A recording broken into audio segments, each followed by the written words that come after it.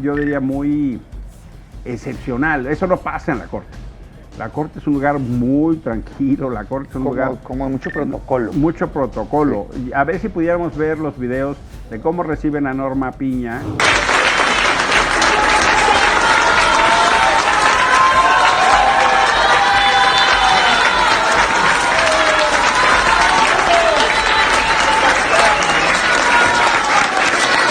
Yo diría muy excepcional. Eso no pasa en la Corte. La Corte es un lugar muy tranquilo, la Corte es un lugar... Como mucho protocolo. Mucho protocolo. Sí. A ver si pudiéramos ver los videos de cómo reciben a Norma Piña y a Margarita Ríos Farjat y a Javier Lainez después de presentar sus cartas de renuncia. Tendremos que discutir. Yo en lo personal, me hubiera gustado que alguno de ellos se presentaran. Pero este hecho, la verdad, me llamó poderosamente la atención. Lo que pasa es que presentarte... Es validar. En el caso de ellos, es validar. Es validar. Lo entiendo, lo acompaño. ¿No? Era un dilema insalvable. Yo diría que después, desgraciadamente, su decisión fue antes de la decisión. Sí. Porque ya tomada la decisión, se tiene que pensar qué hacer. ¿Sí me entiendes? Sí. Pero antes yo tampoco, la verdad, lo hubiera hecho. Creo que lo hicieron en el ánimo de mandar un mensaje. De mandar un mensaje, es decir, sí, claro, con independencia de la votación, claro. Con independencia, no estamos por avalar esto, y me parece que eso da más altura. Sí. Y yo creo que eso fue el mensaje, cómo lo recibieron. A ver si podemos presentar esos videos, ¿no? Necesitan, ¿no? En el país, sí, claro. A ver si podemos presentar los videos de cómo recibieron.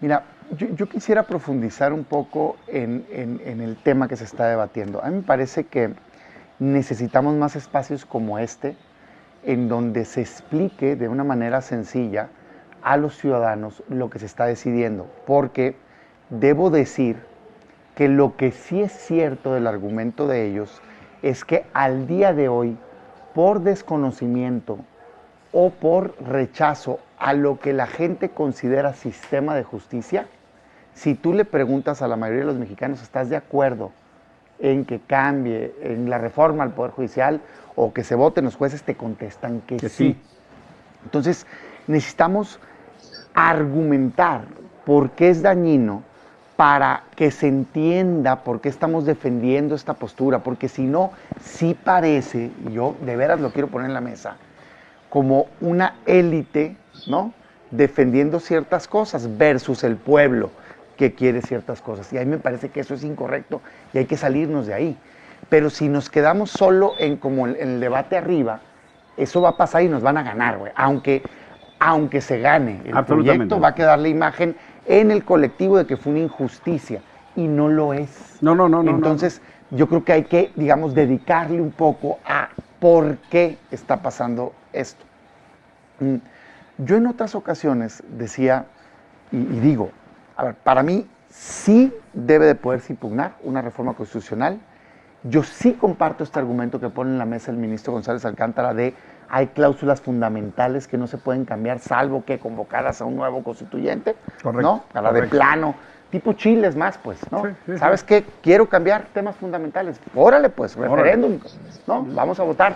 Y perdió, ¿no? Incluso hicieron una nueva constitución y perdió. Sí, perdió, ¿Sí? ¿no? Okay, aquí está. Esto es lo que te ponemos a votación, ¿sí o no? No. Sale.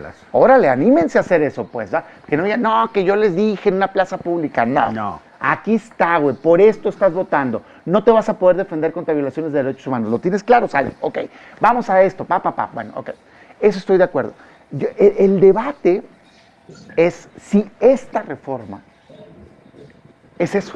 O sea, si esta reforma viola principios fundamentales del país. Se convirtió ya en el centro de discusión. Y si esta reforma viola derechos humanos. El ministro hace una argumentación bastante amplia, interesante, que a mí me parece al menos que merece un debate profundo. Y en una parte la comparto. Viene la parte que yo decía aquí en la mesa, que decía, mira, me parece que lo más fuerte es derechos adquiridos, o sea, que no puedas correr a los jueces y magistrados porque fueron nombrados en su momento por lo que estaba establecido en la Constitución. Entonces tú no puedes llegar y cambiarlos a todos porque estás invadiendo al otro poder, ¿no? Viene eso. Para mí eso es. Para mí esa es la que no tengo duda que, digamos, es inconstitucional, pero implicaría entonces que sí aplicara para el futuro. Él se va y hace toda una argumentación, la verdad, bastante inteligente, en donde dice, es que es más el problema. Dice, esta reforma lo que hace es que como viola el nombramiento al hacerlo político, al darte a ti, Poder Ejecutivo, a ti, Poder Legislativo, la facultad de ser los únicos que pueden proponer quién va a postularse, es que entonces no es real que sea democrático. Porque el ciudadano no va a poder votar por quien quiera, no va a poder votar por los mejores. Y ahí hace una comparación, dice, si bien en Estados Unidos existe, hay jurados populares, lo que dijimos aquí, y se puede postular cualquiera, no tiene ese filtro, ¿no? Y tiene límites, tiene una delimitación territorial, entonces el ciudadano sí puede saber por quién está votando.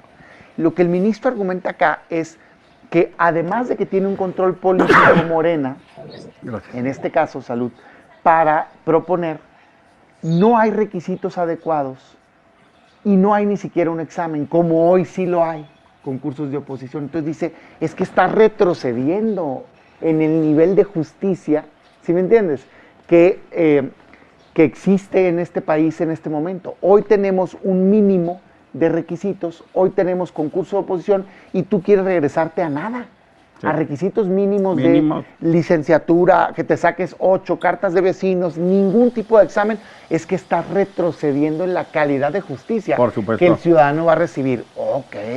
2, dice, no es cierto que sea democrático. Si tú quieres hacer un cambio, tienes que cumplir con el régimen democrático y no es cierto que lo sea. Porque resulta ser, y se vaya a hacer el ejemplo de la Ciudad de México, dice que en la Ciudad de México vas a tener 1,155 candidatos. Eso te da que, como no pueden contratar ni financiarse personalmente con presupuesto privado, y como no hay presupuesto público, lo único que pueden usar es el tiempo aire del INE. Pero el INE tiene, creo que 48 minutos al día disponibles, ni siquiera los va a tener todos, porque va a tener que hacer campaña para promover la elección, pero vamos a suponer que los tuviera todos. Si lo divido entre el número de candidatos, a cada candidato le tocan 2.5 segundos al día, dice.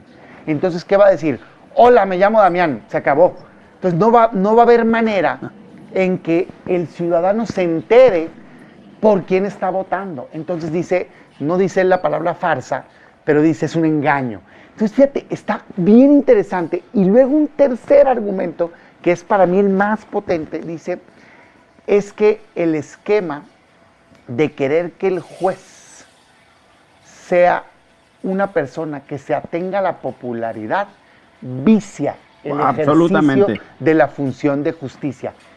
Y pone un montón de ejemplos que ahorita los pongo, que la verdad sí te deja pensando, dices, oye, es que es cierto. Tiene toda la razón. Concluye tiene toda la razón diciendo que eso viola la división de poderes y viola la independencia judicial porque no permite que los jueces verdaderamente impartan justicia. Cuando menos merece un debate. Es que, está súper la interesante. hipótesis de que la urna quita la corrupción es una hipótesis falsa. Perdón, Pau. A ver, y además, aunado a esto, que vamos a entrar también en materia, los comités de evaluación son una verdadera burla. O sea, desde ahí siempre advertimos que empezaba la farsa y así fue. ¿Por qué? Porque los comités